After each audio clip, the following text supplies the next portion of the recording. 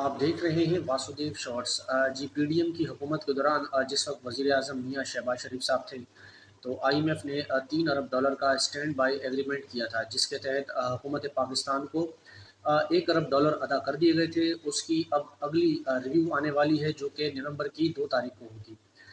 اس میں یہ دوسری ٹرانچ پاکستان کو ملے گی جو کہ $70 ملین کی بتائی جا رہی ہے۔ حکومت پاکستان کو اس بات کا انہیں امکان ہے، وہ ظاہر کر رہے ہیں کہ اور امید بھی ہے کہ وہ ریویو کو جو ہے کامیابی کے ساتھ پورا کر لیں گے، کیونکہ آئی ایم ایف نے ریویو کرنا ہے۔ نیتھن پورٹر جو کہ آئی ایم ایف کے پاکستان میں معاملات دیکھتے ہیں، وہ اس مذاکرات کو لیڈ کریں گے۔ دوسری جانب حکومت کو صرف ایک مسئلہ یہ آ سکتا ہے کہ حکومت نے جو ہے الیکشن کا اعلان نہیں کیا، عام انتخابات کا۔ اگر تو وہ عام انتخابات کا اعلان کر دیتے ہیں اس میٹنگ سے پہلے، تو شاید یہ ممکن ہو جائے کہ پاکستان